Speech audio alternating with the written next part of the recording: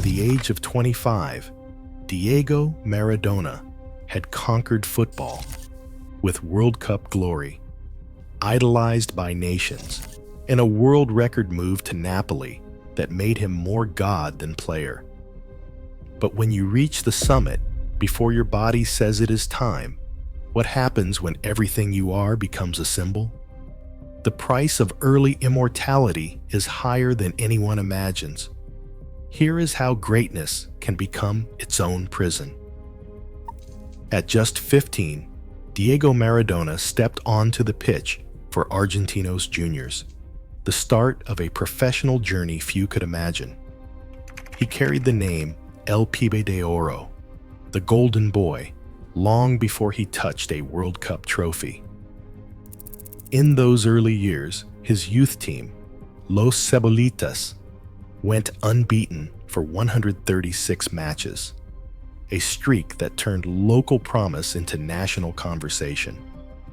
By the time he was 19, Maradona had already claimed Argentina's top scorer title 5 times, outpacing veterans and rewriting expectations for what a teenager could do.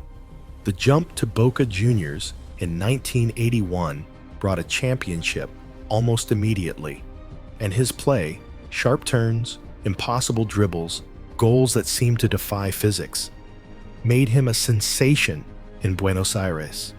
European clubs circled, and Barcelona secured his signature. He scored 38 goals in just 58 appearances, collecting silverware in the Spanish Cup, League Cup, and Super Cup. The numbers only told part of the story. Every touch hinted at something otherworldly. But it was the summer of 1986 in Mexico that turned Maradona from prodigy into legend. As captain, he played every minute for Argentina, scoring 5 goals and assisting 5 more.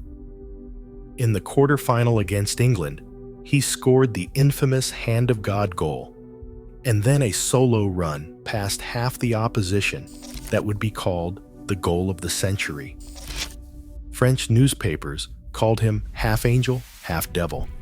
He lifted the World Cup in Mexico City, and he held the golden ball as the tournament's best player.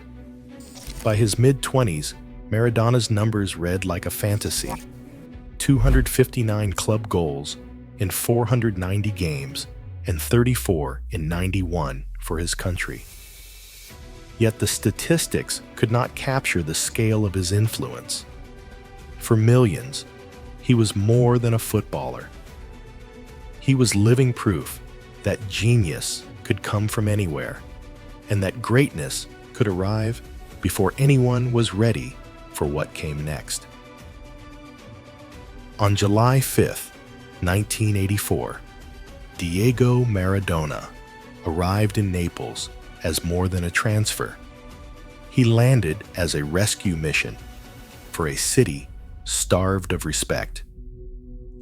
Napoli paid a world record fee, scraping together the funds through loans and political favors, and unveiled their new signing at Stadio San Paolo in front of 80,000 chanting fans. The stadium shook with hope.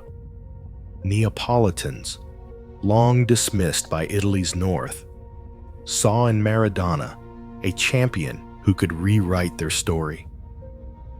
That day, the city's mayor declared, "Naples has found its king." The connection deepened with every match.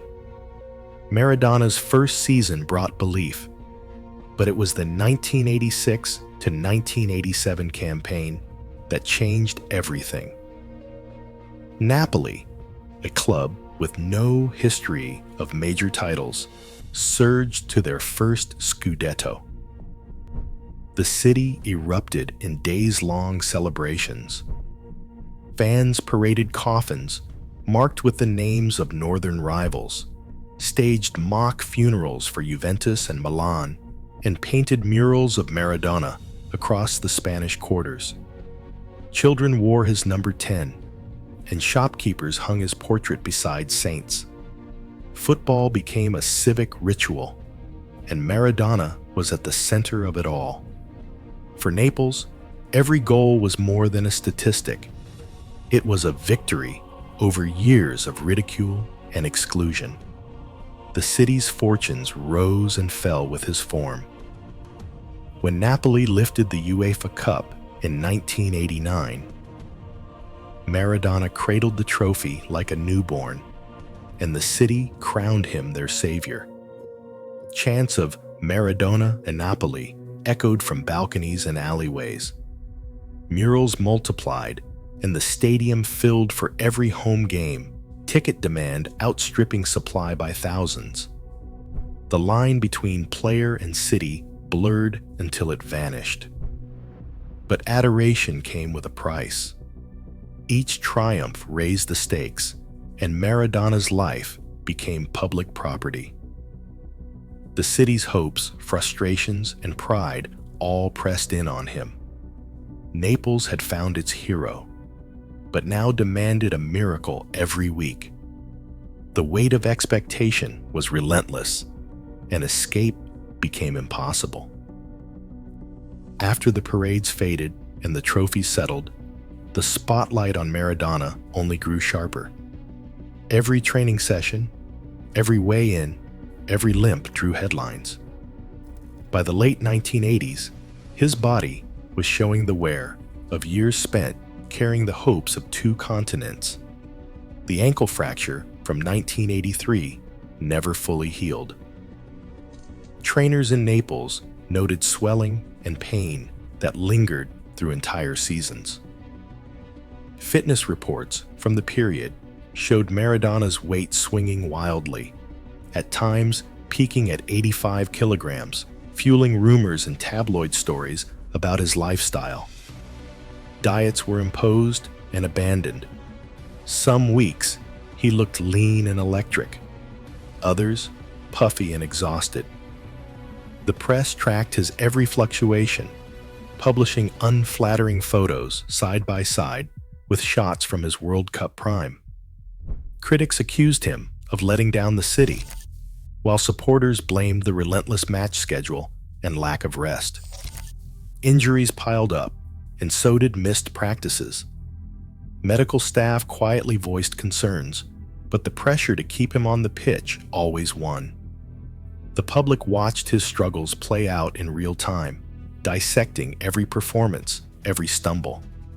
There was no hiding, only the constant reminder that greatness, once achieved, had to be defended against time, pain, and the world's gaze. March 1991 brought an abrupt end to the illusion of invincibility. After a league match against Bari, Maradona's post-game urine sample tested positive for cocaine. The news spread quickly, first through the Italian anti-doping agency, then to the press, and finally to the world. Within days, Serie A officials handed down a 15-month suspension, stripping Napoli of its leader and leaving the city stunned. Napoli's board, once fiercely protective, issued a carefully worded statement and distanced themselves, citing the need to uphold the reputation of the club and the league. For the first time, football's institutions drew a hard line. There would be no special treatment, no appeals to past glories. Maradona denied wrongdoing, called the process a setup, and lashed out at the authorities. But the verdict stood. The gates closed. He left Italy in disgrace, flying to Argentina as police waited with an arrest warrant for drug possession. The man who had seemed untouchable was now exiled by the very game he had defined. The rupture was total. No injury, no dip in form, just a single test, and the world's greatest player was shut out. After the suspension, Maradona's career splintered into brief, unsettled chapters. Sevilla offered a new start in Spain, but the magic rarely surfaced. He played 29 times, scoring 8 goals, but never truly settled. His presence felt more like a guest appearance than a revival. Training sessions became unpredictable, and relationships with coaches grew tense. The move to Newell's Old Boys in Argentina brought even less stability, with 5 games, 1 goal, and a sense that the old rhythm was gone. Each club stint felt shorter, more uncertain, as if the game was slipping away in fragments rather than through a graceful exit. The days of commanding a city or carrying a nation faded into a sequence of short-term contracts and restless departures. Each one a reminder that the era of dominance had ended, leaving only scattered moments in its place. The 1994 World Cup offered Diego Maradona one last chance to reclaim the spotlight. Argentina's federation pushed for his inclusion, hoping a final spark could revive the old magic. On June 22nd, after a group stage win over Nigeria in Dallas, a routine doping test revealed a cocktail of banned stimulants, ephedrine, pseudoephedrine, norepinephrine, and phenylpropanolamine. FIFA acted swiftly. 6 days later, officials announced his expulsion from the tournament. News crews surrounded the team hotel in Orlando as Maradona, visibly furious, was escorted across the grass to a waiting helicopter. The scene played out like a public extraction, the world's cameras capturing every step. Argentina continued without him, but the sense of loss lingered. For Maradona, the exit was sudden and absolute. No farewell match, no gradual goodbye. His final act on football's grandest stage ended not with applause, but with a forced departure, leaving only questions and headlines behind. Today, every generation of athletes faces the same spotlight. Glory, measured against impossible standards. Humanity against myth. Maradona's legacy is more than records. It is a caution about what we demand from those we idolize. In football, immortality has a price. This was one career,